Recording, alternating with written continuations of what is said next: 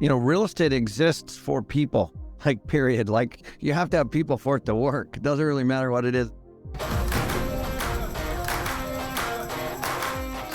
So back in 2008, the bad news was real estate market was crashing. The good news was the Fed was dropping interest rates. So it was like hog's heaven. I mean, we creamed it, right? Well, happen again, too. Okay, so this time is 2023. Real estate is crashing from a bubble. Again, 2008 was a bubble. But instead of dropping interest rates, the Fed keeps raising interest rates. So if you haven't fixed your interest rate, you're in serious trouble, right? Without a doubt. With Robert, you think about this. The Fed, or the inflation rate, was 9.1 in June. So now it's 7.1. So they've raised rates 6 times, and it's gone down 2%. Now there is a lag effect, of course, but it hasn't really moved much. 2%, and they've jacked rates. And so what's happened is, all the real estate, is being repriced right now, and it will be repriced next year. And there's no way that the Fed's going to be under, let's say, 4 on inflation by the end of next year. In my opinion, there's no way. And that's saying it's different this time. Do you concur or not concur that this crash is going to be different than 2008 for real estate specifically? Well, there's a couple things. One, the sentiment, the people out there believe, that's the same. So in other words, everybody just got through this 10-year run, and they believe next year is going to be better. So just like in 08, when you were talking about earlier, so that's the same. People, when guys like you and I come out and say, this is going to be a rough patch, could be even worse, everybody's saying that's not true, that's not true, that's not true. So it's kind of the same. That's the same. But I agree with you. There's a lot of things that are very different this time around. And, people are in a lot worse situation, I believe. I just did a video this week on YouTube. There's over 300,000 people already underwater on their mortgages that bought in 2022 already. So that's out on 300,000? Yeah, 300,000. That's out on a Yahoo article. Just Google it. So, it's starting, Robert, as you said. So that's another thing, too. I mean, Kenny is the author of great books called ABCs of Real Estate and Property Management, which is the key to real estate. You can't manage property, get out. And number 3 is the Advanced Guide to the Finance of Real Estate.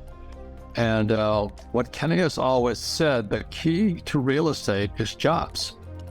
And this time, not only interest rates came down after 2008, interest rates are going up this time in 2023. And we're going to have massive unemployment. You look at, I forget, Meta or Facebook, one of those, they're laying off thousands and thousands and thousands of workers. So it's not only interest rates going this way, it's unemployment going this way too. And would you agree with that, Kenny? If you don't have jobs, that crushes real estate. Yeah, I always tell people, real estate exists for people, like, period. Like, you have to have people for it to work. It doesn't really matter what it is, an office building, retail, shopping center, apartments, houses. If there's no people and they can't afford it, then, real estate's going to suffer. And that's where we're heading next. So when they dropped interest rates after 2008, people were flush with cash because they could afford to flip and do all those goofy things. Then they could afford to go shopping. So you mentioned one of my favorite subjects is shopping centers. I think they're going to be turned into apartment houses eventually, because if he keeps crushing retail, plus restaurants, plus his commercial.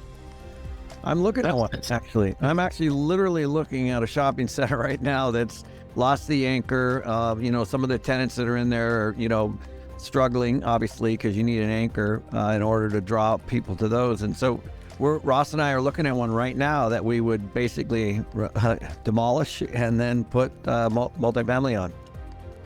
You'll put apartment houses on it. Yeah, of course. Yeah. So same thing, what happens in these cycles, different kinds of real estate gets repurposed, as you know. Let's talk about, let's say I'm mom and pop we got the real estate bug because what scares me, Kenny, is I go around town. Oh, I did what you said. I bought real estate. I said, yeah, that was a while ago. So let's say they bought a property in 2020, because it's 2022 right now, and they're upside down. I mean, the house. So let's say they bought it at 100,000. It's now 200,000 and coming down. They still have a job, which is key to the whole thing. So let's have a property I paid 200,000 for. It's now on its way past 100. What would you say to that person?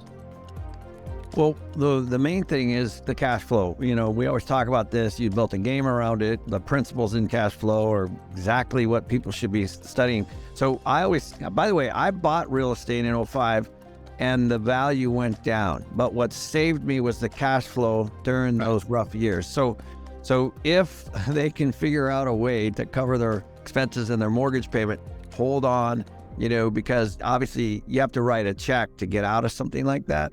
So, you know, that's the number one thing. And I think what people don't realize is that at the end of the day, the tenants, they pay your house off. So they're gold. And so you have to treat them well. You have to take care of them and then just ride it out. Because I've been through this and you know, what saved my butt was my tenants and managing a property well and keeping the occupancies high. If they don't have, you know, that, let's say, you know, and they're hemorrhaging seriously. I know a lot of people that bought Airbnb, you know, and I was like, you should never just buy a home to Airbnb it. You know, it needs to work like as a long-term rent. You know, for every action, there's an equal opposite reaction. So Kenny, what opportunities do you see for the mom and pop investor?